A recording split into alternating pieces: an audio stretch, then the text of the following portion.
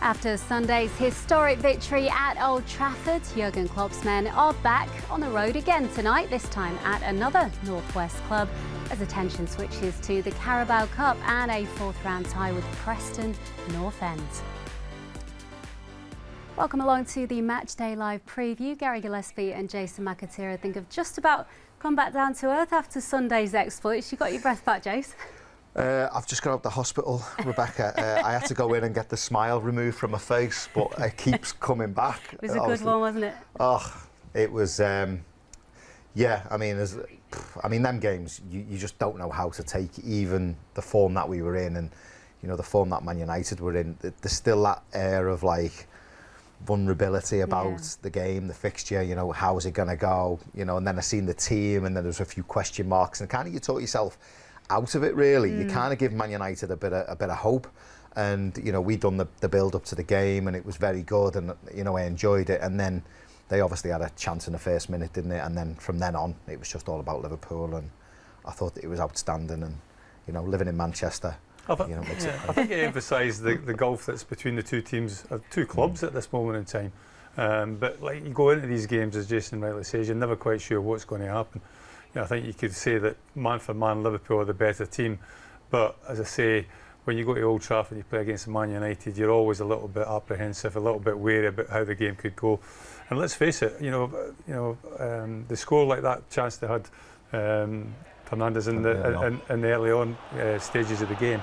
It could have been a totally different game. But as I say, Liverpool were dominant. Man United came into the game a little bit had a little bit of a spell after we went 2-0 up. Then they came back into the game a little bit. It kind of put us under a little bit of pressure, caught us a couple of times on counter-attack. But in the end, the quality of our finishing was there for everybody to see.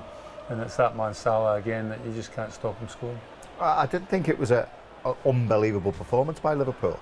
I thought they were very good in pressing. I thought they were really clinical. I thought defensive-wise, if we were going to nitpick, you could argue they could do better in certain situations. But I just thought Manchester United was so bad and made to look really bad as well by the way Liverpool pressed. I thought tactically Solskjaer got it so wrong. How you want to play out from the back against arguably the best pressing team in the world was just, you know, it was like suicide. It was just, you just can't do that. And they had the audacity and the cheek to actually try and play like that and got punished, you know, beyond belief. And you know, we thought it might cost him his job, but he's still there, so we'll have to wait and see how that unfolds. Hanging on for the moment. The game's coming thick and fast. This one tonight against Preston, Liverpool's fourth in 11 days. We were talking off air before, remarkably, they're 7th away from Anfield in the last 8 games, which is quite an astonishing stat in itself, isn't it? But a few changes tonight, you would imagine, given the intensity of these games and how often they're coming around. I mean, you talk about the away games. Our record at the minute, scoring goals and winning games, I think we need to play away from Anfield every week. We're just not losing, are we? It's just ridiculous. Yeah, it's a bit of a breather tonight, you know, and that's not being disrespectful to the competition and the players. You know, we know that he's going to make changes. You know, he's going to rotate the manager, but that's no disrespect to them either. But it's a breather for some of the players. And it's come at a good time, you know, the fixtures around this stage of the season come thick and fast, don't they? Champions League, you've got this competition, you've got the Premier League as well.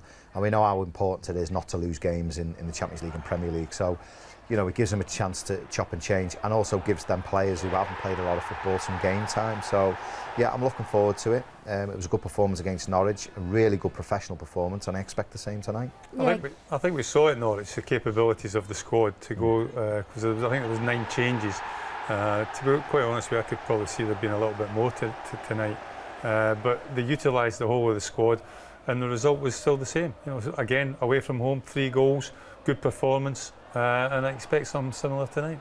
Preston will be up for it though. I mean, they're struggling in the Championship, aren't they? But a game like this, they will obviously raise their level, and Liverpool's the scalp that they'll really want to claim. You know, sometimes it can be a welcome relief for them as well. You know, cup competition, Liverpool coming to town. It's a free hit for them, isn't it? I don't think anyone's expecting Preston to win. The manager will try and instill confidence in them that they can go and, you know, take a big scalp tonight. But I'm not sure, like Gary said, you know, the squad, the depth that we've got and the quality that we've got. I'll be disappointed if we lose the game tonight. But certainly for them, it's a great occasion. I'm sure it'll be a full house. I'm sure they'll enjoy it. And I'm sure they'll want to try and keep the score down if they concede early. But as long as they stay in it for as long as they can, you know, there's always that opportunity from playing in games like this myself, being underdogs against a big club. If you could stay in it for a while, you get into that last 20 minutes, you know, anything can happen in this game.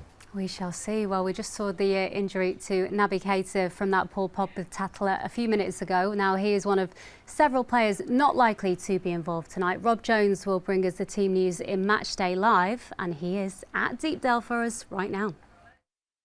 Thanks, Becky. Good evening, everybody, and welcome to a very grim Deepdale. It is grey, it is wet, but we are at one of English football's famous old clubs, the Shankly Cop, at the other end of the ground. The great man served Preston North End for 16 years as a player. The Tom Finney stand over there, and Preston tonight become Liverpool's 70th different League Cup opponents as the Reds look to take another step towards winning the trophy for what would be a new record 9th time. It's probably a little bit of a case of after the Lord Mayor show, after that incredible 5-0 victory over Manchester United in the Premier League on Sunday. But this will become a new test and a new opportunity, you would think, for Liverpool squad players to impress the manager tonight. The likes of Alex Oxlade-Chamberlain, Divock Origi, Takumi Minamino, Joe Gomez, Kostas Tsimikas, all expected to start tonight. They were excellent in the last round against Norwich, a pretty comfortable 3-0 victory, and you would think that Liverpool would take something very similar this evening against the Preston side towards the wrong end of the Championship. Plenty of draws throughout the course of this season, just 3 victories in 14 league games so far, and they haven't beaten any opposition sort of above League One so far in this competition. In terms of players to look out for from a Preston perspective, there is a bit of potency up front in the former Celtic and Aston Villa striker Scott Sinclair and Emil Rees-Jakobsen, who has scored in each round of the competition so far. But I guess the one man that Liverpool fans will be looking out for this evening is Sepp Vandenberg, on loan from Liverpool, of course. He's been granted special dispensation to play in this match, and Pep Lijnders has explained just why Liverpool have taken that decision. If you want to be a chef, you need to spend a lot of time in the kitchen. So it's the same for young players. Who would we be if we would take away the opportunity to play football in a good game? We sent him there to play good games, and this is a good game for him. So it's important. I'm in contact with him, so he looks forward to it. Of course, it's his decision as well, and now we can't wait to see him. He's a terrific player, and he's making his way now. For us, it was really important that he has a second season in the same club, because we all know that development doesn't go in like short periods of time. Good processes really need time, and he knows the people there. So it's much easier, and that for us was important that he stayed there to have this like 1.5 years. But also we can't wait to see him back in pre-season next year.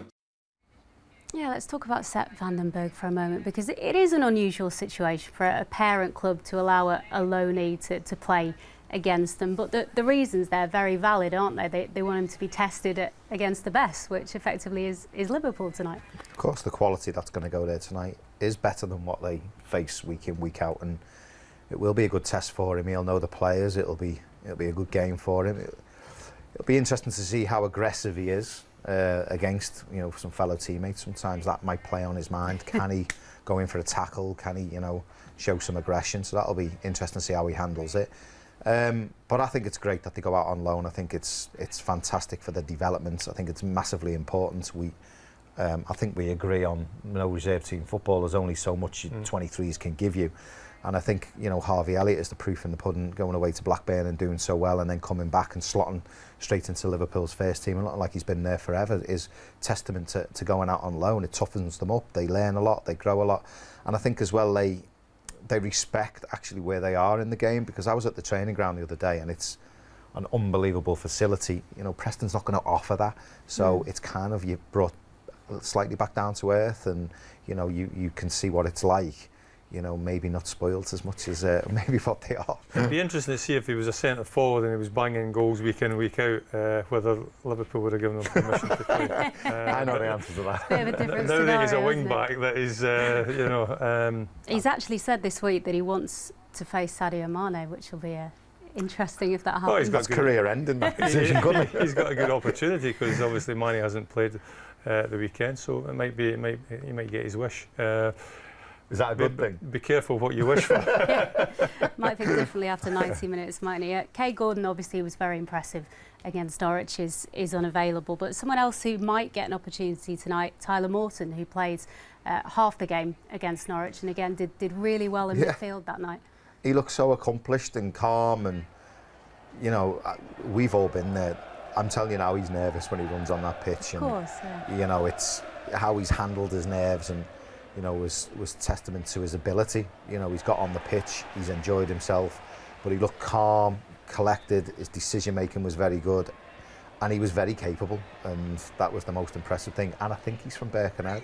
Oh, there you go. So I've got a little bit of a all the best soft people spot are. for him. Yeah, not wrong. I think the beauty about him is like that. You saw that challenge. He's not fighting to put his foot in, which is sometimes as a young kid you're a little bit reluctant to. You stand back from tackles a little bit, but I think he'll play tonight. To be quite honest, I think he'll start the game. Conor Bradley as well also made his senior debut at right back that night, but we think probably Nico Williams will come back in this evening. Be nice to give him some game time as well. Yeah, another player probably needs it. You know, he's been injured, hasn't he? He hasn't featured much. He was brought on in one of the Premier League games. Watford, wasn't it? He came on. I think he got game time. Atletico, did he? I'm not sure. Yeah, off the bench. Yeah, he came in off the bench. So yeah, he needs a game. He needs to get up to speed. It's a shame. Probably Conor Bradley will step down for him, but that's pecking order, isn't it? But yeah, it's a shame, isn't it? You mentioned Kay Gordon there, Conor Bradley more, and we see little glimpses of them that they do so well, and then we don't see much of them, which is a shame. But definitely, you know, what the academy is producing is, you know, is testament to what they're doing down there. Is fantastic work. Yeah, I was going to say it's a conveyor belt of talent, really. When you've got Trent, Nico, Conor Bradley, it's a huge testament to the work they are doing down there at Kirby, Gary. Well, that's part and parcel of the job, isn't it? And like they've done the job very, very well. I think the fact that everybody's moved down there is certainly a big plus as well. I think it's not so far to come, you know, from Kirby up to Melwood. It was a bit of a trek, but now they're all on site. Then they're there at hand to come into the first team squad and learn. And the best way you can learn is obviously watching your peers on a daily basis. You know, just like the fact the way the senior players carry themselves, even in training. And you know, I think you've got to give Liverpool and the academy a little bit of credit, well, a lot of credit, with the way that they brought these young players through. It's almost a catch-22 for someone like Nico, isn't it? Because you're learning off arguably the best in the world in Trent, but then you almost can't dislodge him to get into the team as well. So I feel for them. It's like Kelleher. I mean, we've had this debate for a while now, haven't we? About Kelleher, you know, he's behind arguably the greatest keeper in the world, and keepers, they stay forever, don't they? They, you know, they go on till, like, you know, they could be 40, and you know what you do. There comes a point in your career where, you know, do you want to go out and play? You know, you're wasting the best years. He's got an international career to think about. He played against Qatar, Quivine. So it's very difficult, but there's other players as well. Sometimes football is just about timing, isn't it? I think Nico Williams has got that problem as well. He's been, you know, he has had caps for Wales as well. So, you know what? Playing for Liverpool is a fantastic achievement, and it's a wonderful thing, but there is other clubs to play for, and if you don't make it at Liverpool, you know, you can still craft out a career elsewhere and have a good career. You know, there's been umpteen players. One, Joe Rafferty, is like part of the squad at Preston just now. He was like the under 18 or under 18, I think, captain down at the academy. So he's carved out a really good career for himself. So there is opportunities for them to go advance their career, maybe not at Liverpool but elsewhere. But you know, like all the kids that play in the academy all want to come through and play in the first team. The fact is, not an awful lot of them will do it. And the other thing, Paul Pogba as well. You know, he done the same thing, didn't he? He left Manchester United, and where is he now? He's back there, unfortunately. A quick word finally on Takumi Minamino. Obviously got 2 of those goals against Norwich in that 3-0 win, and again an opportunity for him to again show what he can do tonight. I mean, the front 3 that we've got, from 4 that we tinker around with, it's so tough for him, isn't he? But you know, he's great to have on the bench, but again, he'll get game time. He's proven when he comes on that he's coming on the Liverpool way. You see more. You know, I used to think he was a bit lost when he came on or when he featured in games, not quite the Liverpool way or Jurgen's way, but he's certainly finding his feet now and finding his position within the squad. Again, whether he's going to get a lot of game time is, you know, remains to be seen. But he's a great option from the bench. Okay, that is it from Gary, Jason and myself for the moment. Do join us though on LFC TV this evening if you can. Our Matchday live coverage begins at 6:45 with all the build-up from Deepdale, and we've got live audio commentary from 7:45 before all the analysis on the Matchday reaction. And details of how you can sign up to LFC TV and LFC TV Go can be found on the official website liverpoolfc.com/watch. Do join us if you can.